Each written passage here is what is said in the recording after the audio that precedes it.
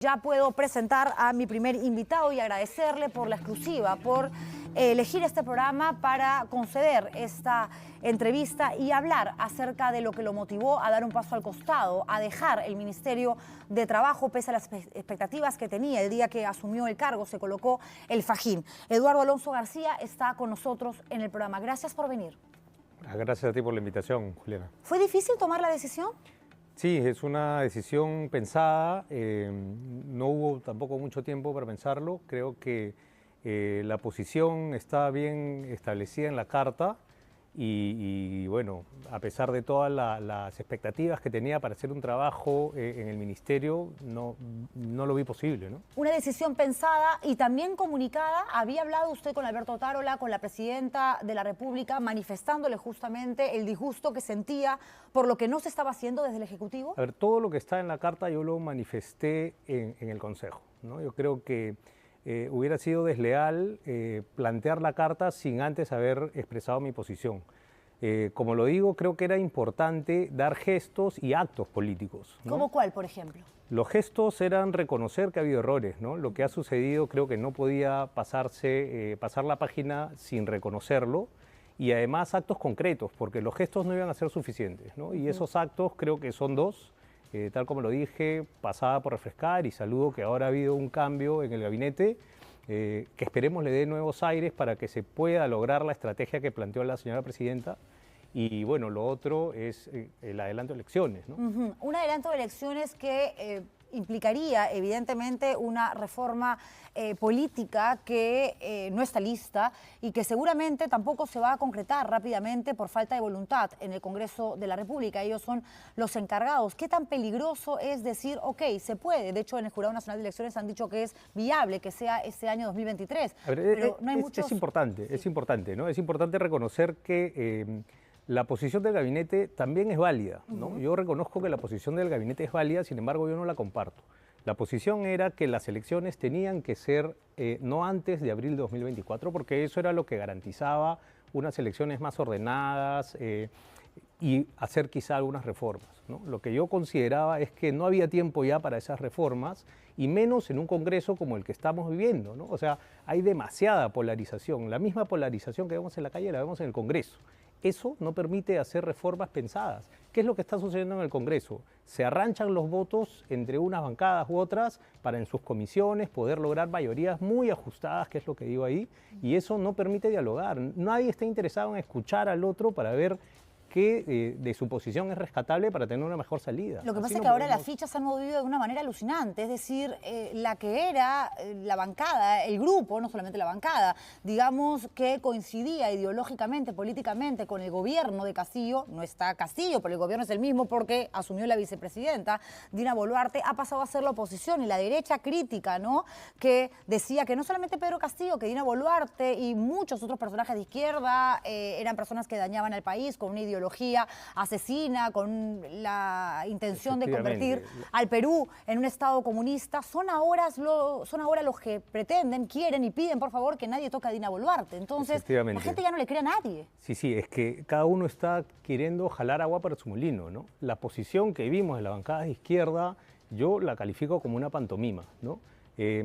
Nos gritaron asesinos, dijeron que el gobierno estaba manchado de sangre, cuando nos tuvimos que salir en ese momento porque hubo una actitud muy agresiva contra el premier. Nos retiramos y los que estaban sumamente indignados estaban matándose la risa en los pasillos. Y del otro lado, si tú escuchas algunas intervenciones, el apoyo que le estaba dando las bancadas de derecha decían: sí, pero esas actitudes, esas muertes se tienen que investigar. Ahorita nos centramos solamente en el discurso de investidura. Entonces es un apoyo que vamos a ver cuánto va a durar, ¿no? Sí, pero eso viene de la derecha, pero también de la izquierda. Yo sé que usted ha trabajado en la Comisión de Trabajo con Sirit Bazán, pero también hay circo por parte, ¿no? Y show. Ese fue el principal show. Y el papelito, ¿no? De no me representas, renuncia por parte de una congresista dándole la espalda a quien te guste o no, es el presidente del Consejo de Ministros. Y ese es un tema también de fondo, ¿no? Y de forma que hace que la gente tampoco respete a la izquierda, porque de la boca para afuera sacan la banderita de la defensa de los derechos humanos, pero luego lo único que tienen en mente es meter de contrabando el asunto de la Asamblea Constituyente. Totalmente. Y este no es un momento para la Asamblea Constituyente. No se pueden poner de acuerdo en reformas mínimas y van a plantear el futuro del país. En un país tan polarizado como ahora, eso de ninguna manera. Por eso yo creo que sí es importante adelantar las elecciones, porque ya esto no, creo yo, no da para más. Esa es la posición que no comparten en el gabinete y por lo cual yo doy un paso al costado. ¿Y cree que no comparten esa posición por temor a lo que pueda suceder el día después de mañana, a quien pueda entrar a Palacio de Gobierno, o porque realmente quieren quedarse más tiempo en el poder porque les cuesta deshacerse, ¿no? Dejar de lado algo que representa para muchos, pues, un logro que hay que mantener en el transcurso del tiempo? Yo creo que ahorita no hay que perder de vista que quien realmente tiene la pelota en la cancha es el Congreso. Siempre la tiene. El Congreso son los que finalmente van a aprobar o rechazar el adelanto de elecciones. Y habían muchos rumores que señalaban que el Congreso se quería quedar hasta el 2026, que querían esperar que se calmen un poco las aguas y quedarse hasta el 2026. Bueno, no sabemos, han votado en una primera legislatura, constitucionalmente. Sí, pero falta la segunda. Falta la segunda, así es. La posición del gabinete es que de todas maneras se da el adelanto de elecciones. El tema es abril 2024, diciembre 2023, es lo que discutimos en el Consejo en ese momento. Ok, usted, regresando al tema de su renuncia, ¿no? Y de la carta además bastante extensa que le envía a la presidenta Dina Boluarte, dice, ¿no? No han habido gestos, no ha habido un perdón Perú por no haber actuado como es debido. Esto lo habló, por ejemplo, con el premier Alberto Otárola un día antes de que vaya en busca del voto de confianza del Congreso de la República y que diera este mensaje donde dice: esperemos que la escalada de violencia no llegue a Lima, vamos a reactivar la economía, devolver el orden interno. A ver, el discurso se aprueba días antes. Toda la desgracia que sucede en Puno es la noche anterior a la juramentación. Así es. ¿Por qué es que yo no renuncio? Es importante señalarlo. Yo no renuncio antes porque yo formo parte de un equipo. Yo creo que es necesario que todas estas cuestiones que estoy poniendo en la carta, tenía que decírselas al equipo, ¿no? Eso es lo que yo hago. ¿Y cómo lo tomaron? Alberto Otárola, por ejemplo, el premier. Es que es válido la posición que ellos también pueden tener, de acuerdo, ¿cierto? O sea, ellos piensan que un adelanto, ya digo ellos porque ya no, oficialmente ya firmó el nuevo ministro, el gabinete piensa que si se adelanta al 2023, esto puede ser tomado por los más radicales que están asusando, que hay que reconocer que hay radicales que asusan también. Hay muchos ciudadanos que están protestando por demandas sociales legítimas, pero hay muchos asusadores.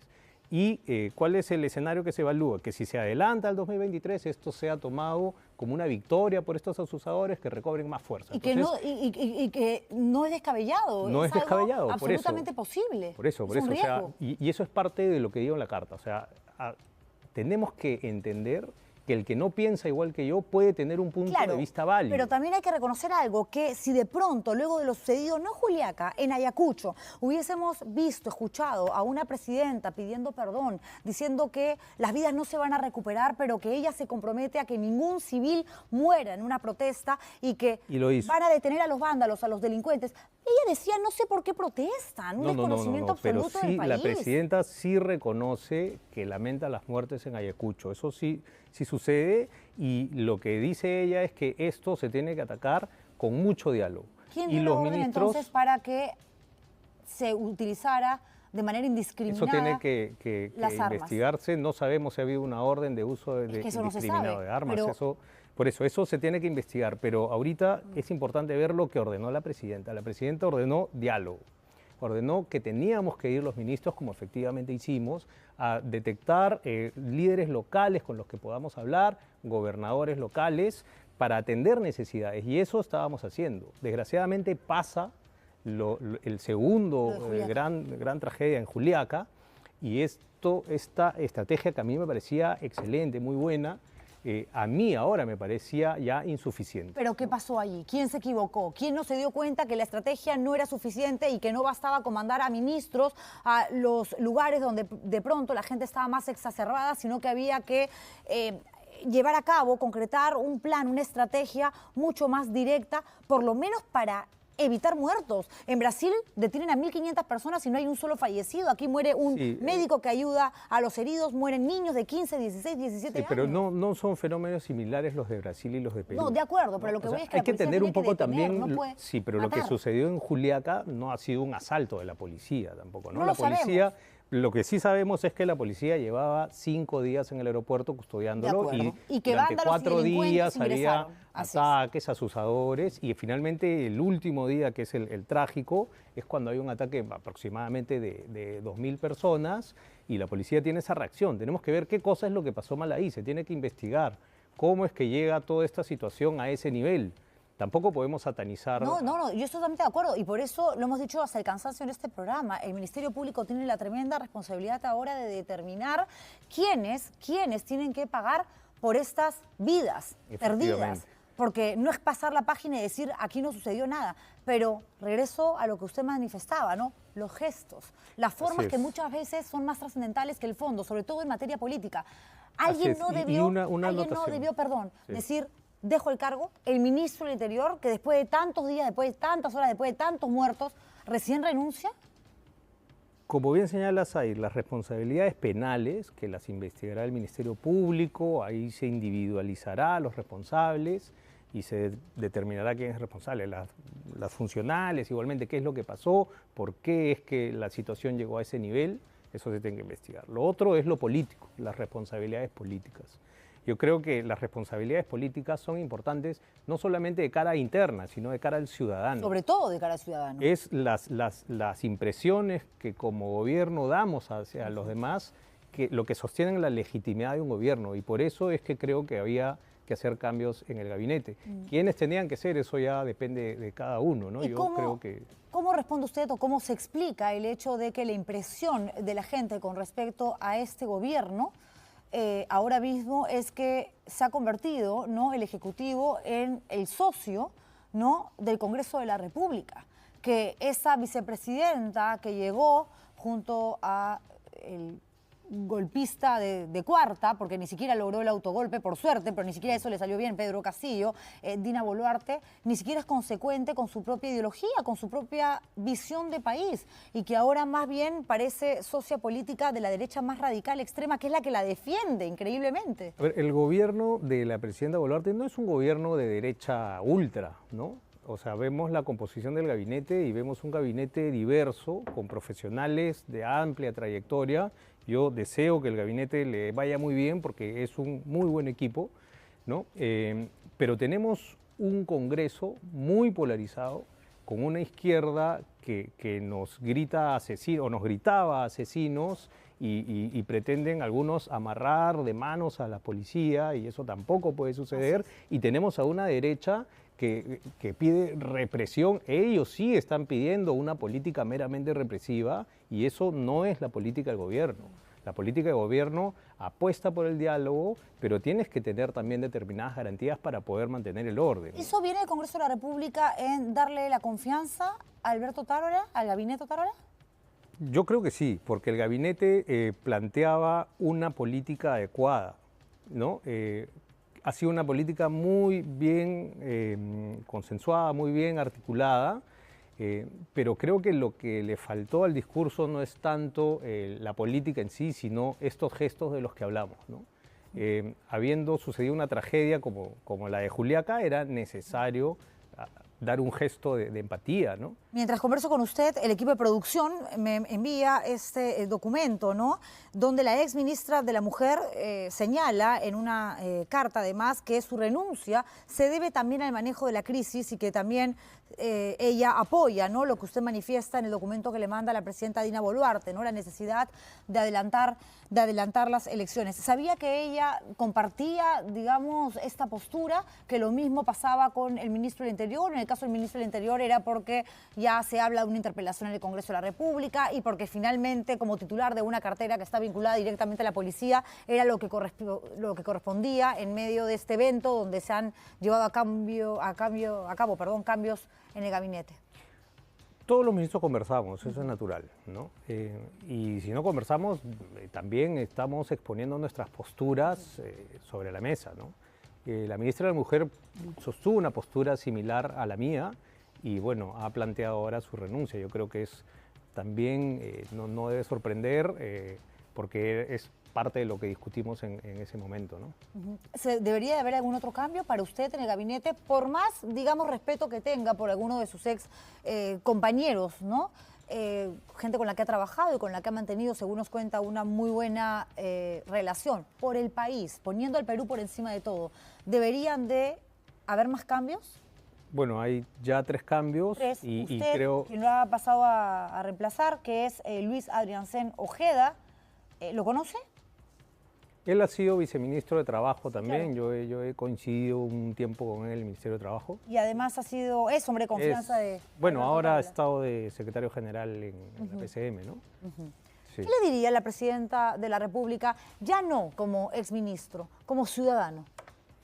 La presidenta de la República tiene que escuchar, tener serenidad, ¿no? Va a estar sujeta a muchas presiones. Yo admiro el trabajo que ha hecho hasta el momento. Creo que sí están faltando quizá algunos gestos, pero yo le animaría a que pueda hacer alguna de estas acciones que comento en la carta, ¿no? Pero que no se deje presionar tanto, que ella yo creo que puede retomar el rumbo del país como lo estuvo haciendo en el primer momento y que puede terminar una buena gestión, ¿no? ¿Cree que se puede? Por más de que para usted la salida inmediata sería el anuncio del adelanto de elecciones. ¿Cree que si eso no sucede, todavía ella puede, digamos, recuperar el rumbo del Perú? Yo creo que la medida necesaria era el adelanto de elecciones. ¿La gente se va a calmar, cree, con estos cambios? Que son Yo creo que es posible. Yo creo que muchas de las plataformas pedían adelanto de elecciones. Hay algunos que pedían la renuncia de la presidenta, pero no todos, ¿no? Hay muchas de las plataformas lo que quieren es simplemente una señal de adelanto, ¿no? Una opción es de una vez también que el Congreso por lo menos apruebe el adelanto para el 2024 y que se despejen esas dudas de que creen que se van a quedar hasta el 2026. Bueno, claramente en la clase política la gente ya no cree y excusas hay de sobra, ¿no? Justificación para decir, ya no me dejo engañar, porque no hay coherencia y más bien hay una postura bastante hipócrita, sobre todo del Parlamento hacia el Ejecutivo. Y estas posturas también, Juliana, hacer un llamado a la ciudadanía en general. Porque esa polarización que estamos viendo en las protestas, la vemos en el Congreso, la vemos en los WhatsApps, la vimos en el proceso electoral anterior.